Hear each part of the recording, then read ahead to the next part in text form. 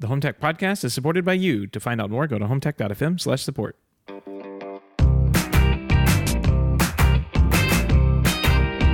This is the HomeTech podcast for Friday, June 21st. From Sarasota, Florida, I'm Seth Johnson. And from Denver, Colorado, I'm Jason Griffin. Welcome back, Seth.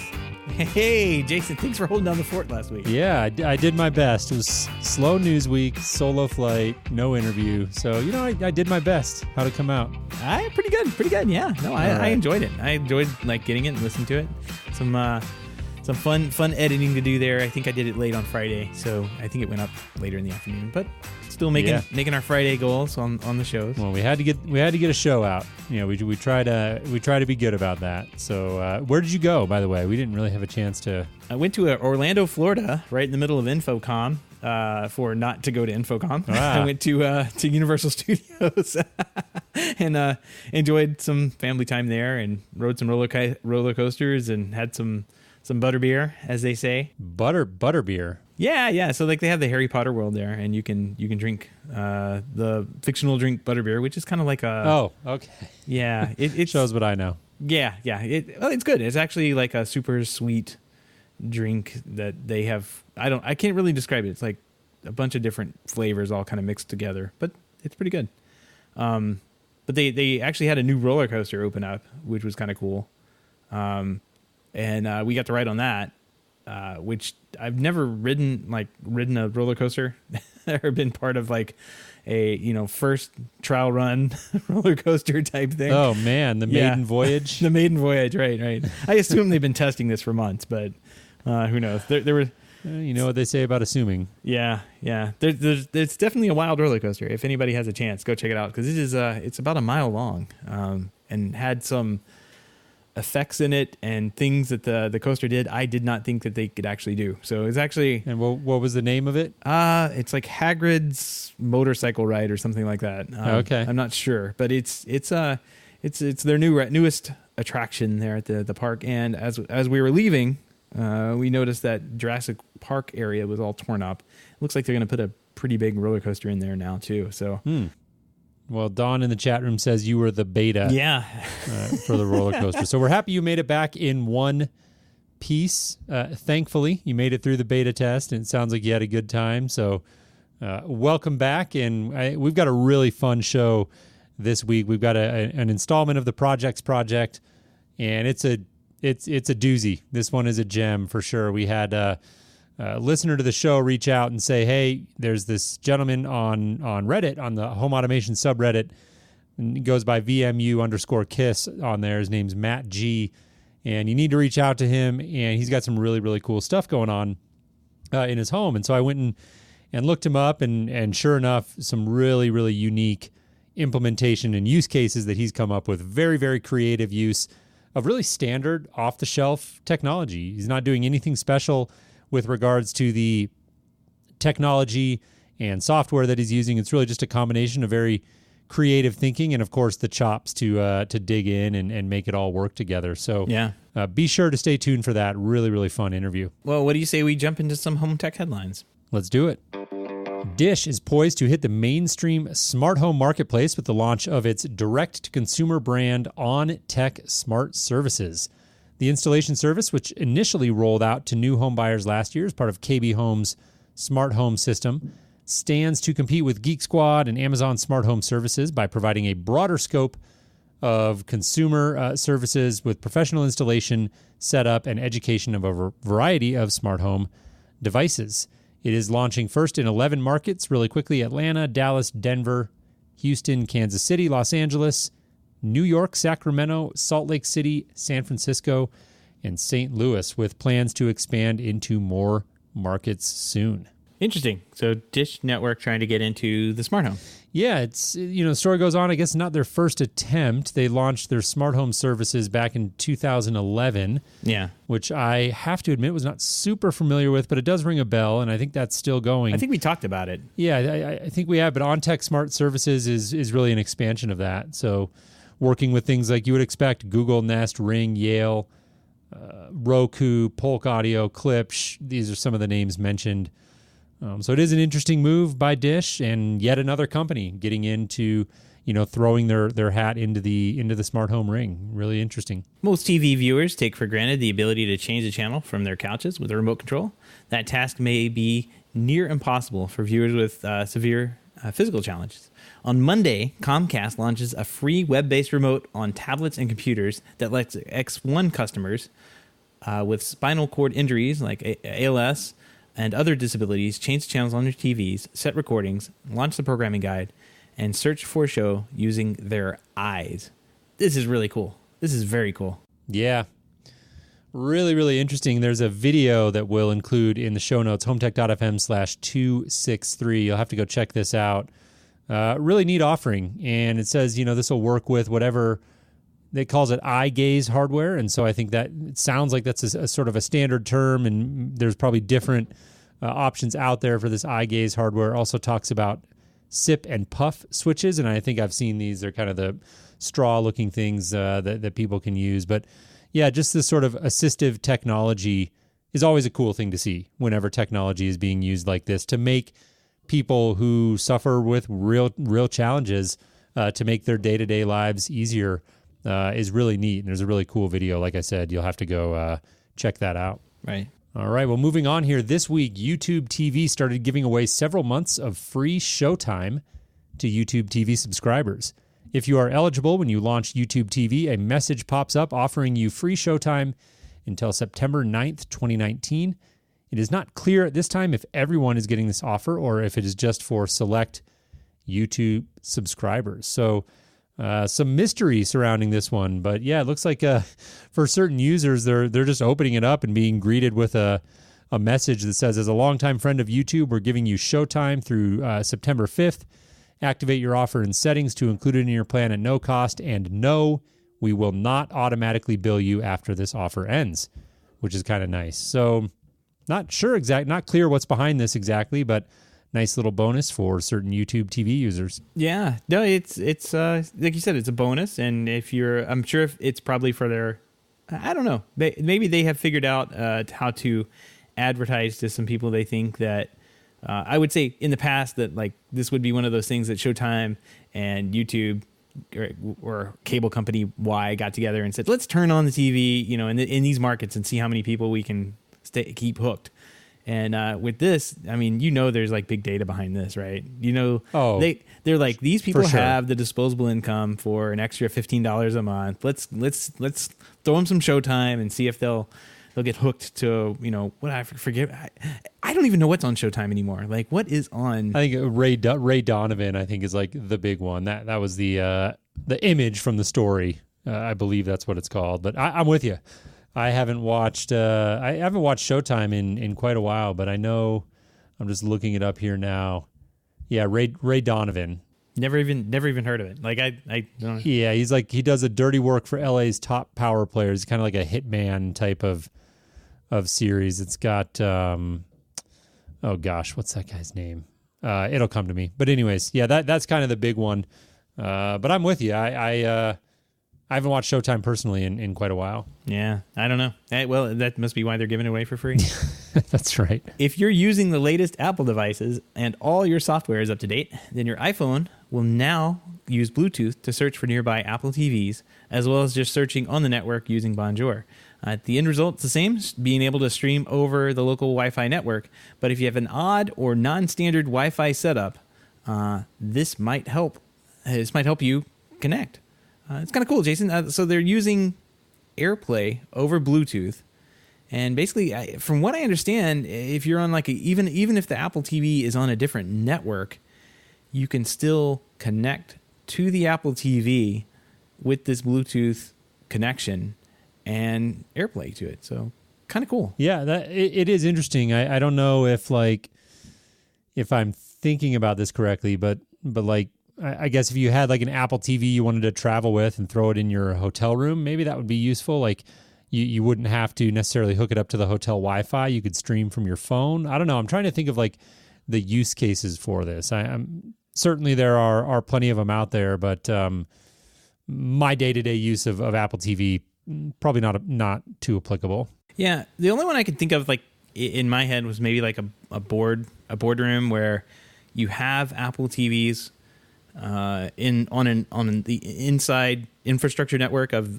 the enterprise network, so to speak, that's all locked down and everything. And you have people coming in that want to do presentations without giving them the Wi-Fi password to get on and talk to that Apple TV. Maybe they can go directly to it this way. So that's really the only one I could think of. I'm sure there's some people that like to segregate their IoT and media type devices off on their own network, and maybe that would help too. Greg Scott's the one that posted this in the hub here on Friday, and he said his phone is finding a bunch of Apple TVs we just set up that are not even connected to a network. So these don't even have to be hooked up to the internet or network at all. They could just be sitting there attached to a TV, and you could AirPlay over to them from your phone or your Macintosh computers, laptops and whatnot, without even getting them on the network. That's really cool. All right, well, there you go.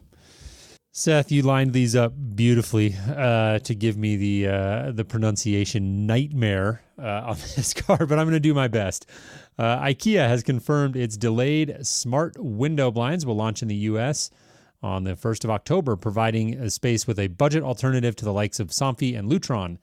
The upcoming smart blinds, first announced back in January and expected to launch in April, will be available for between $129 and $179, though only the, here we go, future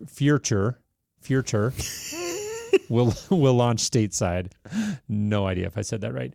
The other style, the Quadrige, will also be available internationally. There's an L in there. With both bringing... There's an L? I give up. Will also be available internationally. Both bringing remote control through the Trod-free app. I got that one. And voice control via Alexa, Siri, and the Google Assistant.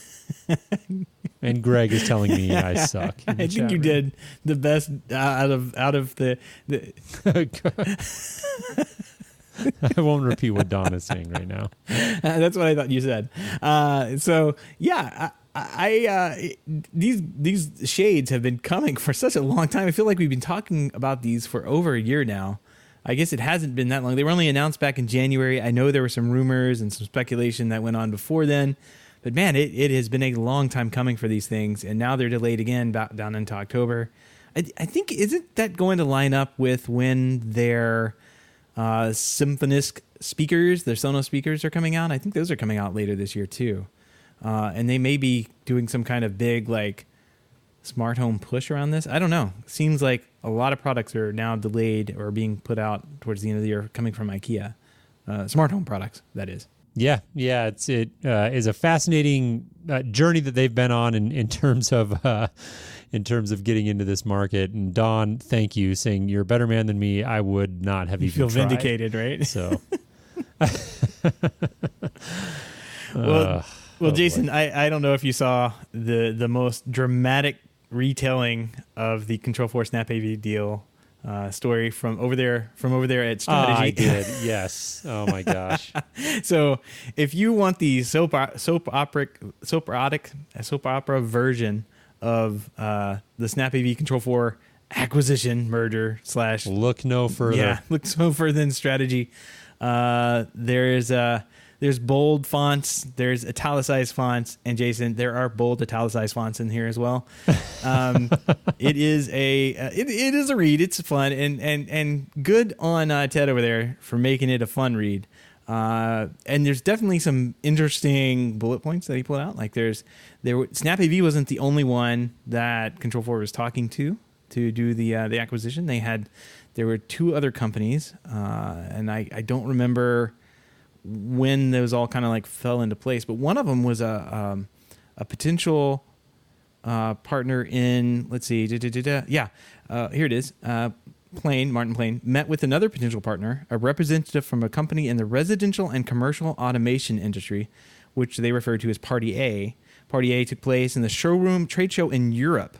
Wonder which one that was. And it's a company that they had already had an existing mutual confidentiality agreement with as a result of discussions between two companies back in 2016. So interesting that like this one fell through. I guess the company A or party A would be unable to begin negotiating terms of an acquisition before the third quarter of 2019, and Snap AV kind of came in a little bit ahead of time or came back with some other stuff, and they went ahead and went with that one. The board went with that one. So, but I thought that was interesting that there was another big industry player floating around that could purchase Control4 that is still out there, right? So like they're still out there. They have money, obviously, in the third quarter of 2018. Where's it going to go? Yeah. It is definitely a dramatic recounting of a big acquisition, and I'm sure any acquisition of this size has its share of drama and twists and turns. But Ted definitely has a way of bringing in the drama. It is a fun read. I don't know. I take it a little bit with a grain of salt in terms of kind of the gist of the story seems to be like. This was this dramatic thing that came down to this series of crazy twists and turns at the end, and I don't know. I think ultimately, I think this was literally the most boring series of meetings that anybody could have possibly been in, and literally like three people would have been excited by the end of this, is to like walk out the door and been excited about the process. Yeah, like, this is not something that HBO or Showtime is going to make a free movie that you can watch. Yeah, don't hold your breath for that. Exactly. Just the headings. Then in 2018, everything changed. Like I can just hear the guy who does the movie preview. Yeah. That's great. In a world where Control4 needs to be acquired, right? Like we should do a patron goal or something to get that guy to read, movie voice guy to read this. That would be great. Yeah. There's a lot of interesting little tidbits that he pulled out of the filings, and it's worth a read. Like you said, with that grain of salt, it's a fun read, and at least it makes what would be a boring financial filing a little bit fun to read and kind of like go all the way to the end with. Because I don't think if I had pulled up whatever the SEC filing is that they have to put in for this, I would not have read that. I would not have gone through it like this. But at least he went through like how long this has been going on since what was it 2000? It's a well-researched piece. I mean, all jokes aside, Ted does good work on that regard, and there are some interesting tidbits in here, but I would caution anyone just to sort of be able to kind of see through the drama, and it's kind of a sensationalist write-up, but like I said, well-researched, and I agree with you, Seth. Definitely worth a read. All right, well, that will wrap up our headline section here for the show. We're going to jump into our interview here with Matt G very shortly. Again, a great installment of the Projects Project. Before we do that, we want to remind you that all of the links and topics that we discussed tonight can be found in our show notes at HomeTech.fm/263. While you're there, don't forget to take a minute to sign up for our weekly newsletter, where we'll send you show reminders and other occasional updates about all of the great things going on here in the world of home tech. And don't forget, you can join us in the chat room live Wednesday, starting sometime between 7 and 7:30 p.m. Eastern. A little bit later tonight because of an interview we had, but you can find out more about that at HomeTech.fm/live. Absolutely. All right, Seth. Well, without further ado, let's go ahead and jump into our interview with Matt G from Reddit. We hope you enjoy. Hey, Matt, welcome to the show. How are you? Pretty good. How are you doing? Doing great. You're joining us all the way from the Melbourne area in Australia, I understand. Yep, down under. Awesome. Well, we appreciate you making it work with the big time zone difference. Definitely a significant one there, and really cool through the power of technology that we're able to connect like this. We look forward to diving in. We had a listener to the show reach out and mention your name over on the home automation subreddit, and say, hey, you guys got to reach out to this guy, Matt. He's got some really cool stuff going on with his home automation. And indeed, I looked up what you were doing and saw a couple of the posts and was just amazed, and was really excited to reach out and find out that you were a listener to the show and were willing to come on. So we appreciate you taking the time. And before we jump in and talk a little bit about the technology and all the cool stuff you have going on with that, would love if you could just give a quick sort of a personal introduction to our listeners And talk a little bit about your background. What is your interest in the smart home? Do you do it professionally? Is it just a hobby, etc.? Sure. Well, my name's Matthew. Live down in Australia. Mainly just love to tinker in hardware and software. And it's one of those things, like I'm sure, as most people in the 80s, you watch all these movies and saw homes that would, just automate and do certain cool things. So it's one of those things that has been in interest forever. I live actually working computers and all that stuff, not home automation per se. It's more a personal hobby, but yeah, it's one of those things that's always interested me. And in 2013, I decided to jump right in. Cool. So 2013, so you've been at it for a number of years now. And talk us through just a little bit of the sort of environment that you're working in. Do you have multiple users in the home? Is it a house that you own or rent, that sort of thing? Just so we kind of have a little bit of a lay of the land. Sure. So in 2013, I purchased my own house. I've actually got a wife. We cohabit as well. So I started working out what was available. Now, in 2013, there wasn't that much when it came to home automation, but also in Australia, we're kind of limited as well. So I came across Z-Wave, which I'm sure we're all familiar with, and about the only home controller we had down here was the Mikasa Vera controller. So I got the second generation that just came out at that point and started tinkering, buying, door sensors, switches, that kind of stuff. And I've just slowly been going from there and trying to improve it since. Cool. And are you still using the Mikasa Vera today? Is that still the main brain? It's still working. That's the main brain. So it's a bit old, but it's still good. It's funny enough, it's still all local as well. So that's the one thing I loved about that when I first started, and now everything seems to be all cloud-based, but this is still local. It does have cloud access as well, but I've mainly used that and used a Windows PC to kind of offset some of the automations for more advanced things as well. Cool. Well, we're going to jump right in. I'm not going to beat around the bush. I want to jump into some of the specific use cases you have, and we're really going to use those to drive this conversation, and our listeners will know why shortly, because there are so many unique, just truly unique and creative things that you've been able to do in your home. And so let's dive in to some of those. And by the way, you sent over the outline that you sent over. It was like a 10-page outline that you've put together. Talk about that a little bit. I think you're working on like an infographic. And so before we jump into that, just talk about kind of how you've documented all of this and the overall kind of landscape of the technology in your home. Yeah, so I've been a moderator on the subreddit called Home Automation on Reddit. I've posted a few things here or there about my setup, and a lot of people have been quite interested in some of the things that I've done. So I decided to try to write it all down and make it more generic in the sense that anyone can do it. They don't need specific hardware. And with most of the things I do, you can do it with pretty much anything that's Z-Wave, Zigbee, just the standard home automation stuff. I try to modify a lot of the devices I use to help get the results I want.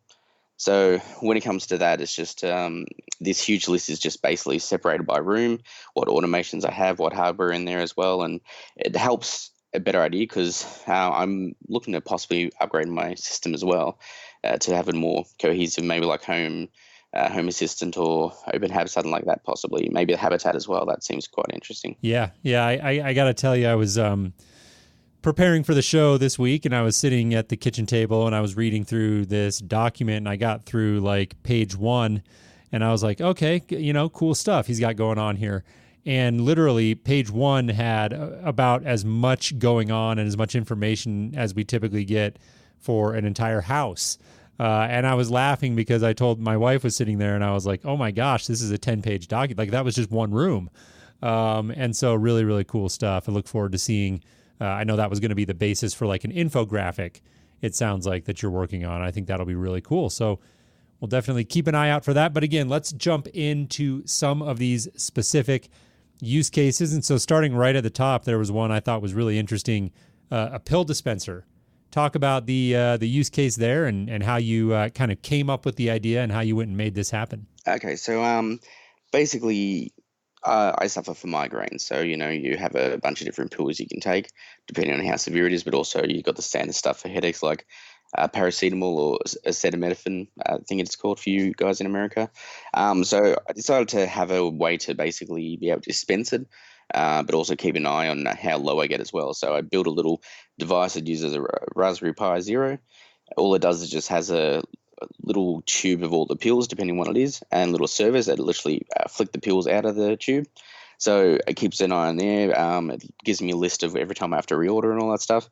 And just wanted something that would help regulate and have an idea of how much I've taken as well, because when it comes to having migraines or headaches a lot, you kind of get used to certain drugs. So to be able to swap from, say, paracetamol to aspirin and all that, to know that, it's a good time to swap over now to that to help. I thought that was good. So I decided to make a little device that would help with it. Yeah, really interesting. And so you said it kind of monitors the levels and then lets you know like when you're low and you need to reorder. How's the mechanism for you as the user? How do you receive this notification? So basically, I will get basically an email, but also I've got a link to Google. I use a lot of the Google apps when I can. So I have like a Google Keep for a lot when it comes to shopping and everything. I've got another device that does the same thing, adds it onto a shopping list basically as well. So if I ever go out before I come home, I just double check, and if I need to grab anything, I can. So it's just all linked to that, and it's pretty simplistic in the thing, but I like to kind of build it up and make it a bit better as well. All right. Well, very, very cool, Matt. I love that. I suffer from occasional migraines as well. Thankfully, I don't get them very often, but I do know how serious they can be. And so it's really cool that you were able to just kind of come up with this idea and a neat little implementation there to help you with that. Very, very neat. Let's shift gears here to something a little more entertainment based. You had one where I saw this on Reddit where you talked about tapping a DVD on a shelf to play a movie on the TV. Talk about that. Okay, so obviously, when it comes to online streaming, there's a lot of stuff, but sometimes it's hard to really pick up something you want to watch. I found that having a small collection of like my favorite movies and all that stuff that I kind of come back to again and again actually helps when I'm bored, but I just want to kind of relax. So I've actually got a small shelf full of DVDs, and what I've done is there's an NFC tag inside each DVD case, and the actual scanner is built inside the shelf. So anytime I want to play a movie, I literally just grab the case, tap it on top of the shelf, and then just starts playing on the TV. Well, that's very cool. That's very cool. I was wondering when you sent that over, I was like, how is he doing that? Is it like an IR matrix where you like pull out a certain disc and it determines which one it is? No, it's NFC. It's even better. Yeah, very cool. Well, very cool. Originally, I actually made I guess you would call it a virtual DVD cover. I actually had 2 7-inch picture frames pushed into one of those big DVD cases, and every time you pushed the button, it changed all the pictures on the front and the back. And then that was also hooked up to a computer. So, one button's to play, one button's to change the thing. So you could flip it over and see each DVD cover kind of thing. But it got a bit too hard to deal with back in 2013. Yeah, I can imagine. I mean, it sounds like you have a lot of the discussion that Jason and I have on the show kind of revolves around the programming and doing the things that like, as coming from the integration side, I could never do in somebody's house because I never knew that they wanted to pull out a DVD and tap it on a shelf to play a movie on their TV. Like this is all like what I would call lifestyle programming, and like you have a ton of that here. So what's another thing that you find pretty cool inside the house that you like to do? I think one of the best things is if you sit on the couch, the TV and all the accessories actually just turn on automatically. Brilliant. So, just little automations like that where I've been trying to make automation part of my life and just make things a little bit easier, but also in general just to help with certain things in general in my life as well. So, simple things like sitting down on the couch and it turns everything on, stuff like that. Or say you wake up and you got to go to the bathroom, just picking up the motion and turning on the lights and all that to the bathroom and everything, and then turning it off, like just simple things like that you may not think about, but it just helps right along the way. It's just little things that help over the course of, your life that, makes it just easier in general. That's one of the, real quick, Jason, that's one of the things I was wondering when you said that. When you sit down on the couch, it turns the TV on. Like, what happens when you get up? Does it pause it or does it keep playing? Like, if you have to run to the bathroom, what do you do? Depends. If I'm watching a movie and I stand up, then it knows that I'm obviously sitting on the couch, so it actually pauses and then turns the lights back on, so I can grab something. And as soon as I sit back down again, I'll hit play, and then that turns the lights off again. I can just keep watching a show. Awesome, love it. Talk about how you how you implemented that. Obviously, a sensor in the couch, and what's sort of the chain of events. It sits down, it detects that you're sitting down. How does that all come together?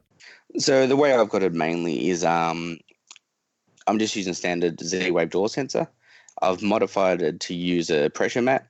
So as soon as you sit down, it's just the same thing as the button being pressed. So nothing too fancy. You can actually get some Z-Wave sensors that have terminals as well inside the case, so it makes it easy instead of having to solder it. But as soon as you sit down, it sends a signal, and then I've got the basically HTTP post commands that go to Xbox Media Center, or Kodi is now called, and that will either play or pause depending on what the state is currently. So if something's playing, it will pause it. If it's not playing, it doesn't do anything else. But in general, all it does is it always sends the standard command of turn the TV and everything else on with a SmartPlug. And if it's already on, it doesn't matter. If it's already on, it doesn't do anything else. So I just do that, and then when I'm finished, I just turn it off manually. Sure. Yeah, really cool. Love it. Another really funny one that made me laugh a little bit was the toothbrush holder integrated with some door sensors. So again, talk about the genesis of that idea and then how you've gone about making that happen. So basically, I'm sure we've seen these smart mirrors or magic mirrors that have slowly popped up over the past year or so, where it just gives you a bit of information on your mirror. So I decided to kind of integrate that with a few more things that I'm doing in general. So what it does is I just got two door sensors, and basically as soon as the toothbrush is removed, either mine or my wife's, what it does is it pops up on the screen to say, okay, it's a brush timer. So you can just start brushing your teeth. It might play a video that's about the same length as that, or it might just be a timer. It depends on, how I've got it set up. And yeah, it's really just to make sure that, brushing your teeth in general and all that stuff, and it's at least long enough kind of thing. It's just little automations like that can help throughout the whole thing. And the magic mirror kind of thing really helps when it comes to information like if I have to get petrol in the morning, I've got a gauge to say how much petrol's in the car.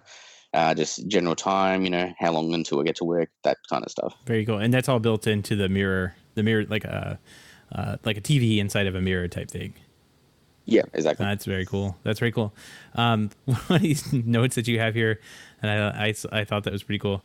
Not that, like, in case when you're practicing good dental hygiene and watching your video there in the magic mirror, if you don't notice the rain forecast, your umbrella holder will glow based on the rain forecast, so to walk out the door holding an umbrella. That's brilliant. It's a great idea. Yeah, so it's good to see, a visual, but I've found that when it comes to certain things like that, it's just good to have at glance based on color. Right. So I have that, but also I've got two little wheelie bins as well that light up. So when I need to actually take rubbish out, and it's either we've got recycling or rubbish, I know which day is what. So on every Tuesday, one or both will glow up, so I know which bins to take out as well. So simple things like that just helps, and just like to see color in the house. Well, yeah, I mean, because we talk a lot about. I assume you're using like a Philips Hue type thing for that, like a colored LED. Wi-Fi LED strips. But like RGB color, right? Yeah. So yeah, Hue could work perfectly fine. Yeah. There's a lot of things that we talk about with like the hues and those kind of things that are kind of like I tend to dismiss as like, oh, those are toys, but you've done some really cool things with them that I'm going to steal. I mean, I'm telling you that right now. Go for it. Some of these are going to be stolen, especially taking out the trash, or at least reminding me on, I think it's Sunday night, I'm going to have to at least get the bins out. So, doing something in my house to make sure that I remember to do that. Otherwise, I'm like running out there first thing Monday morning, trying to like beat the guys picking up the trash and stuff, and running the bins down to the end of the street at like 8 a.m. So that's no fun. So that one's definitely gonna be stolen from me, and a couple of these other ones here. But I like the idea of using these extra devices that you like, the lighting devices as notification systems, because you're not getting normally what I would have thought to myself is just like, oh, I'll set up a push notification on my calendar, and I'll get the little notification, and it'll go away, and it'll come back, and I'll dismiss it or whatever, to remind me to take the trash down. But this actually lights up and lets you see what's going on. That's way better than a push notification to your phone. Well, exactly, and I think it's one of those things like I think we get inundated with messages and everything when it comes to our phones, and if you've got tablets on the wall and all that as well. So I didn't want to be too techie when it came to the looks. I wanted just more a natural thing, and it's just little thing glow in the corner. You know what that is, but to anyone else is in the house, it just doesn't mean much. All right, so I know we talked a little bit about the Wi-Fi lights and the and the Z-Wave sensors that you're using to set all this up, and you're using the Vera 2 to control everything. Let's get down and dirty. Like, how specifically are you setting this up to reach out and get weather forecasts and that kind of thing to display on the smart service? You're doing all of this, right? Or is this something that you have to do, or is this something that exists within Vera? From my experience with Vera, I don't think this is. I think this is all you. Yeah, so it's all me. So Vera's mainly for anything that's Z-Wave, and I have a Windows PC set up to interact with that and also get a bit more information. So I think I'm using Weather Underground. It's been a while since I've had to deal with the code, but I'm using that to get weather, and that can literally just turn on and off the Wi-Fi RGB LEDs. Also, that can send the information to the smart mirror as well. So I've got 3 systems. I've got Vera for almost everything when it comes to hardware. Then I've got a Windows PC that actually does my video recording through Blue Iris, but also that has a few automations as well for the Wi-Fi stuff. And then I've got a small little HDMI stick, an Android HDMI stick that's just plugged into the wall, and that's for a few Bluetooth things as well. So they're the main 3 systems that I use, and the Windows system has a few extras that it connects to the Vera hub to grab, if it needs to know, like if something's closed or open or something like that, or motion's been triggered, then it just connects through that as well. Got it. Very cool. Well, let's shift gears to some of these other really unique ones. I love these. There's one between 5 p.m. to 8 a.m. Monday to Friday. You have data triggering a what you call a money light to show progress on savings goals. I thought that sounded really intriguing. My wife and I are doing a lot of work right now on sort of college savings and things like that for our kids. I thought that was a really intriguing idea. Talk to us about that one. So that uses, I think it's using IFTTT with my bank. So what happens is it just every now and then, once a day, it just triggers how much money is in the account. And I've basically got, those old, the charity thermometers with the price set up and up and up the thermometer. So I've kind of got something similar to that with the LED light. So I just got an LED strip, and basically I'm just controlling every 3 LEDs to make it to go higher and higher and higher to say it's from this price to this price. And it's just usually a goal like me and my wife want to go to Japan. So it's, we throw a little bit here and there, but it kind of just lets us know that, it's getting there up and higher and higher. Yeah. It's simple, but, it's a nice visual to have. Yeah, no, I love it. Very, very creative. I'm just really I'm intrigued by the thought process, right? And it's kind of inspiring to be for me to think about we talk a lot on the show about what are the use cases, and it's cool to be able to turn lights on and off with your phone and stuff like that. But how far does that go? And I think this is a great example of just very creative sort of thinking of how to use this to make real use cases that are useful for you. Love that. There was another one here that I thought was really interesting. So a water valve hooked up to a sprinkler, which will water down your car windows when they're frosted over. And so talk about kind of the genesis of that and how you implemented it. Seth's in Florida, so he may need an explanation of what frosted windows look like. So down here, especially in winter, it can get cold, not really cold. We don't get snow or anything, but it's enough where you'd have to get an ice scraper or some water to just get rid of the frost that's on the car before you can drive. So I had to do that most mornings, and of course you're never prepared. So now I got to go inside, get a cup, throw it on the car. Hopefully that's enough. So I decided to just have a little sprinkler set up and just a valve. So just put into the car. So I just turn that on. It usually gets the back of the car, and then when I slowly back out, it will get the top and the front. So that usually gets all the sides, and then I just hit a button on my phone to say stop, and it's done. Yeah, I mean, I guess here in Florida, we would set that up, but it would be like more of a car wash. You would need just like wash your car as you back out of the driveway. Just completely go through the whole, like a drive-through car wash. Just do it that way. That would be great. Wash the bugs off and whatnot. Yeah, exactly. It's handy for that. But also when it's really, really hot, 5 minutes before I go out, if it hits the car, it usually cools it down a tad as well. Yeah. So it's not as hot. Not a bad idea. Yeah, not a bad idea. A couple of other things I see on here that you have, just kind of like as a reminder based things, like just remind you to take pills, reminding you to, we talked about reminding you to take out the bins, reminding you what the weather is. It seems like you're using a lot of triggers and stuff to remind you of things around the house, rather than so you can take action. Rather than like the things like doing them, not that like a robot could take the pills for you, but would be nice. Yeah, would be nice, right? But you've got what I saw when I looked through everything is that you had a lot of things triggering for reminders, not so much like the automation of things, which I think is a pretty cool idea. Yeah, so it's in general like with the smart mirror and a few things like that.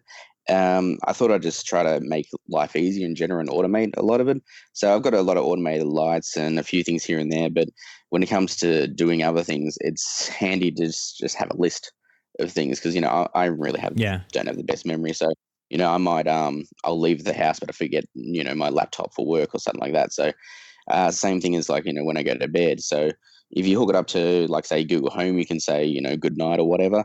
And the cool thing is it checks to make sure if the door's locked, and makes sure the rubbish is being taken out if it's the correct day, and a few other things here and there to make sure that you've done it. Same thing when leaving, just to make sure that, I haven't forgotten anything for work because I'm always rushing and I'm never on time. So it helps.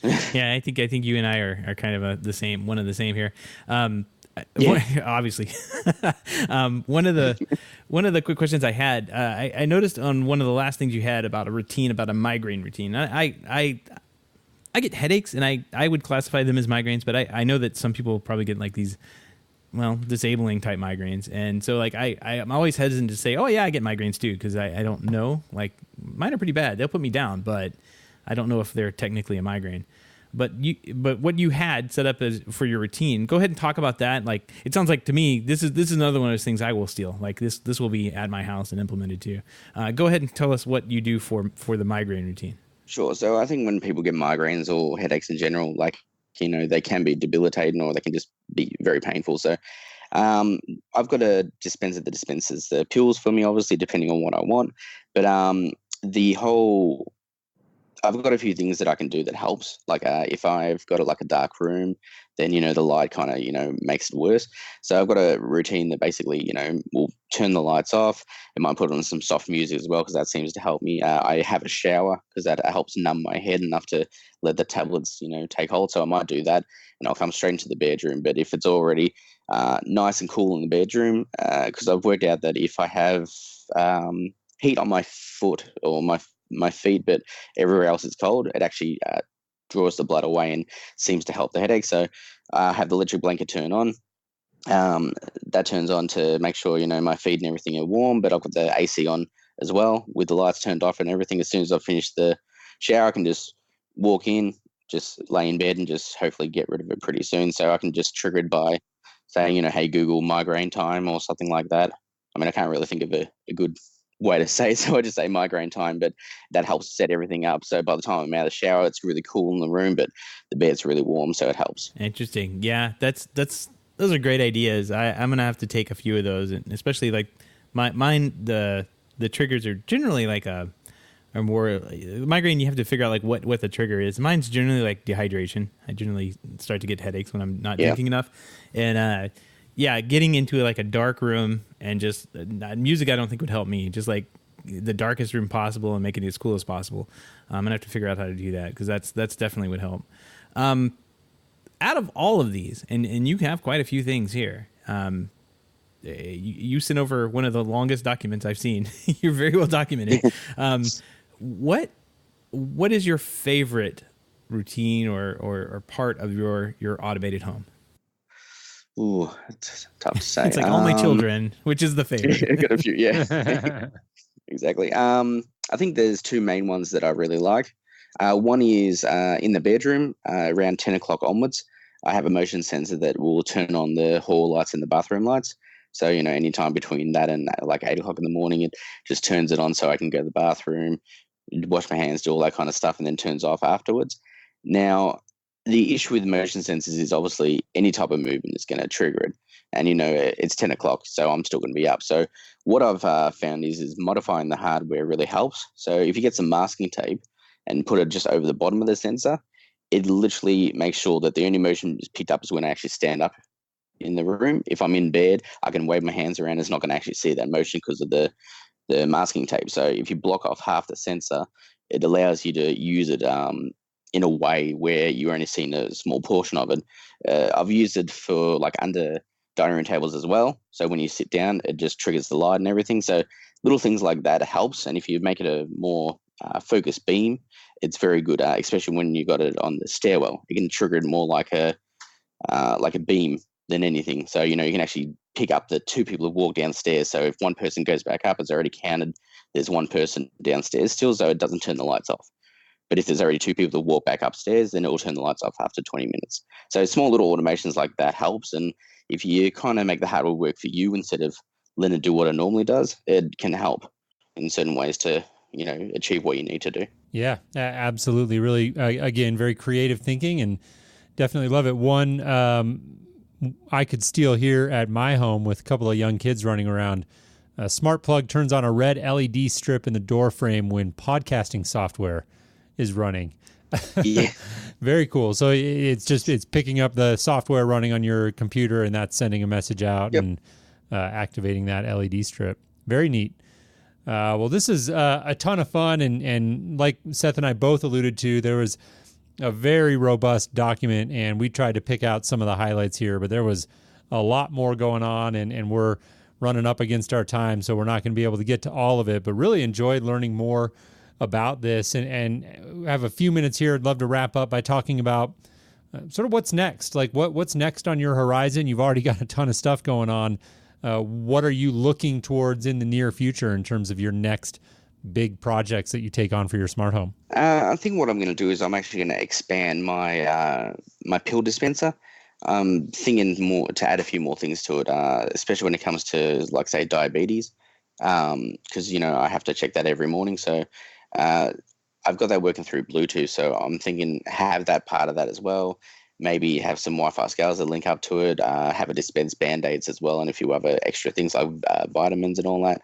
So just make it a bit more robust in what we need. So instead of having to, know to take this or that, you already know because it's going to dispense it for you each day. So okay, this is here. If we need stuff for migraines, then we can ask it as well. But if it's all more on a schedule, it really helps as well. So especially when it comes to vitamins and anytime, you get hurt, if there's some Band-Aids or anything else.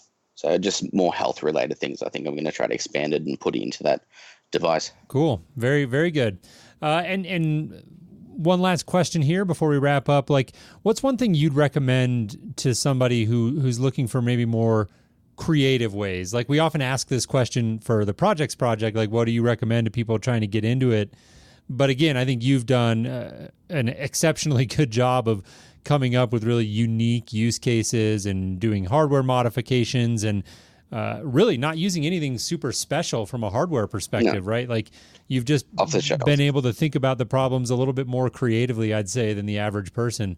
What would you recommend to somebody who's kind of looking to maybe get a little bit more creative with their home technology? I think what you need to think about is not necessarily the hardware you need to use.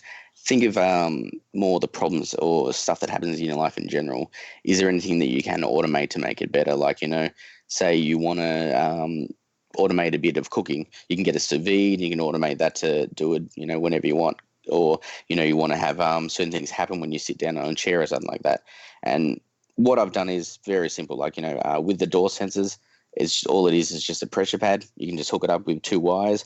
Same thing with motion sensors, blocking it off and all that. It's really just think of what could really improve your life, or it could make an automation better, and then just use the standard off-the-shelf hardware. You'll be able to modify most of it to be able to do whatever you would need.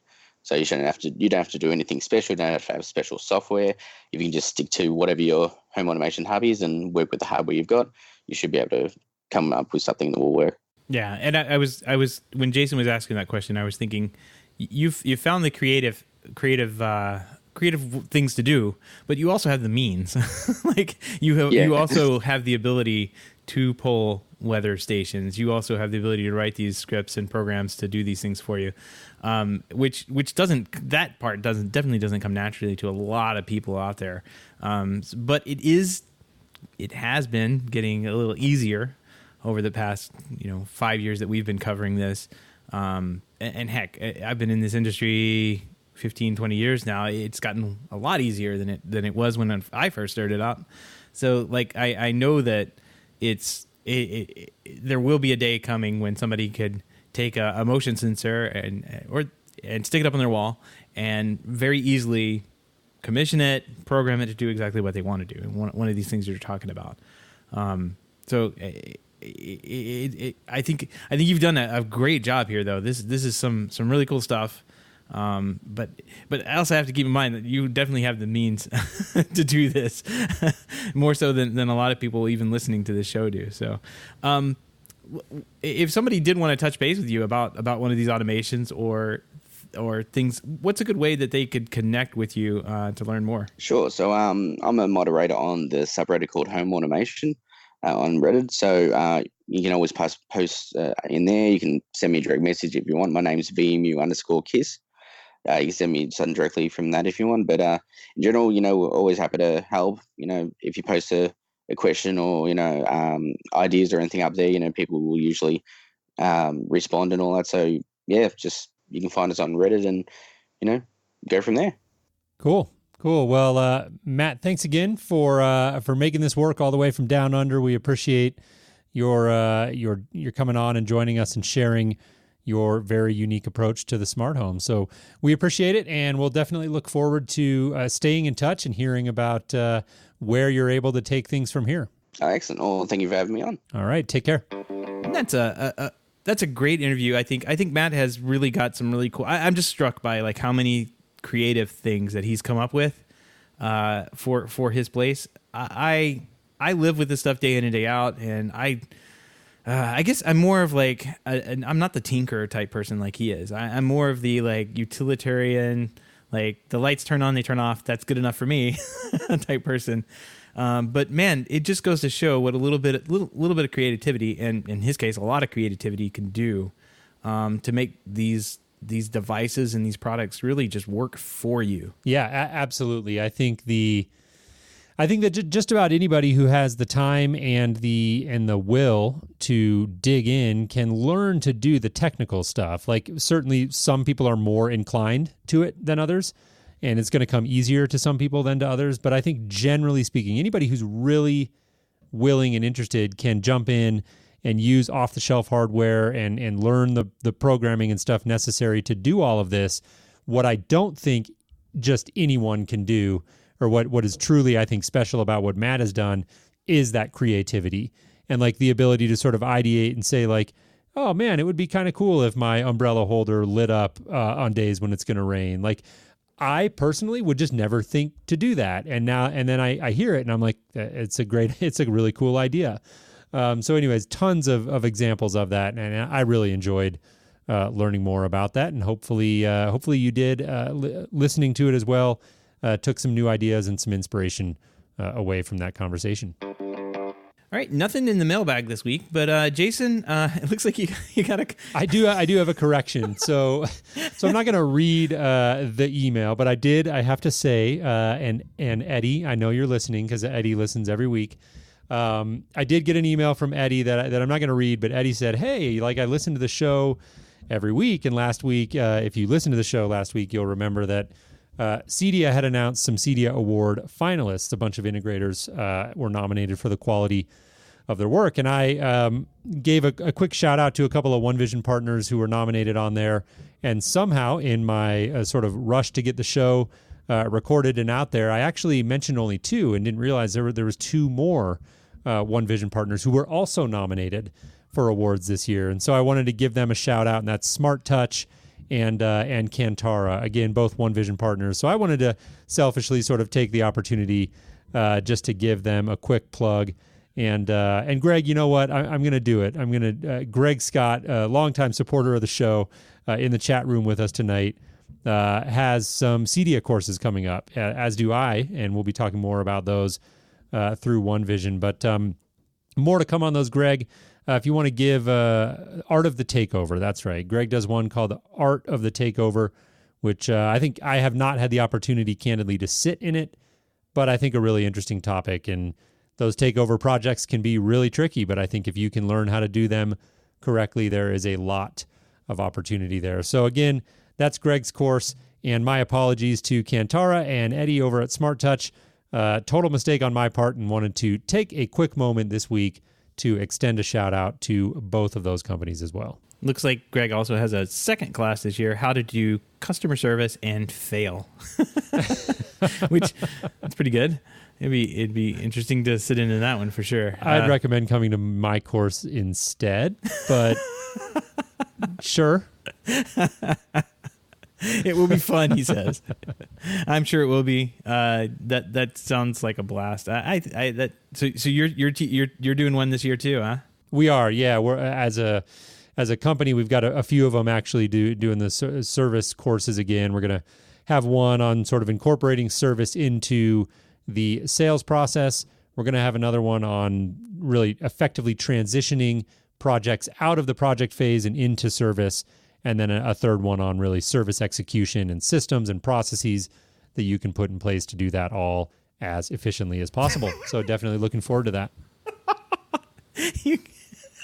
Yeah, no, see, I get to plan my courses, so there will be no Swedish names or the like in my courses. There will be no mispronunciations. So Greg is over there trolling Jason in the chat room, says, listen to Jason mispronounce things in person, which is great. That was good. Very good. Well, speaking of good things, Jason, heck of a pick of the week this time around. From Glenn there in the hub, and I don't know what to think about this one. It says we'll discuss the eyebrows later, but let's talk about what's around the neck. And it's got a picture of someone who is doing one of those, duck face Instagram poses or something like that. Duck face. And they've got like. Okay, so they've got some strange eyebrows colored in. That's fine. Okay, people are people, and they do makeup. But then, like for a necklace, they have on like an AV cable. Like it's RCA cables. RCA cables, yeah. it's the red, white, and yellow RCA cables tied up in a nice necklace there. Not so sure that's going to catch on, but stranger things have happened. If it does, I've got a motherload of cables back over here in a box. Yeah, break out the bin from your rich. Garage. Exactly. We've all got it. We've all got that. Yeah. So, oh man, that is a gem. And yeah, that came over through the hub. And so we appreciate you passing that one along. Not so sure about that look. No, I don't. Well, I mean, if it takes off, like I said, I'm going to be rich because I'll be selling those on Etsy. That's right. That's right. All right, well, if you have any feedback, questions, comments, picks of the week, or great ideas for a show topic or guest, please give us a shout. Again, our guest this week was a recommendation from a listener to the show, so we really appreciate that. Our email address is feedback@HomeTech.fm. Once again, that's feedback@HomeTech.fm, or visit the website at HomeTech.fm/feedback. And we want to give a big thank you to everyone who supports the show, but especially those who are able to financially support the show through our Patreon page. If you don't know about our Patreon page, head on over to HomeTech.fm/support to learn how you can support HomeTech for as little as $1 a month. Any pledge over $5 a month gets you a big shout out on the show, but every pledge gets you an automated invite to our private Slack chat, The Hub, where you and other supporters of the show can gather every day for inside baseball conversations about all aspects of home technology. Absolutely. And if you want to help the show but can't do so financially, we'd love a 5-star review on iTunes or a positive rating in the podcast app of your choice. Those reviews definitely help more people find the show. So if you find value in the Home Tech Podcast, please take a minute to leave us a review. That would be tremendously appreciated. And Seth, before we wrap up here, I did want to, I dug up the name really quick, and Scott, if you're listening to the show, it was Scott who made the recommendation to get Matt on. And so wanted to thank Scott personally for that recommendation. And again, if you have any ideas for guests or show topics or ideas, please reach out. We definitely read all of those emails and take all of them into consideration. CEDIA 2019, September 12th. It begins September 12th. That's right around the corner. Coming right up. It's going to get here fast. Yeah, it definitely is. Getting excited. Have it in my hometown this year. That'll be a lot of fun. Oh yeah, that's right. That's right. You're gonna have to tell us. You've got to go downtown, Jason. You've got to get out of the basement. Oh, you got to go downtown. I'm like such a hermit. You got to tell us where to have this party. We've got to have a party. People literally are like, I'm coming to Denver. What should I do? And I'm like, I don't know. Ask somebody who has a life. I live in the burbs. That's right. Yeah, we've got some scouting to do. So we'll figure it out. There's a lot of great options down there. Yeah, I mean, yeah, absolutely. Downtown Denver, there was no shortage of things to do when we were there a couple of years back. So yeah, excited to be back in Denver. Gonna miss San Diego. Gotta admit, I'm gonna miss San Diego, I think. Yeah, definitely. No, it's a fun place, but Denver hosts a great event as well. So definitely looking forward to it, and more to come. If you are a supporter of the show or listener to the show on a regular basis, you'll know that we've done events at the last couple of CEDIAs, and we're definitely planning to do something as well this year. So stay tuned for more information on that. But with that, Seth, we'll go ahead and wrap it up. And look forward to reconnecting with you again next week. All right. Sounds good, Jason. Have a great weekend. All right. You as well. Take care.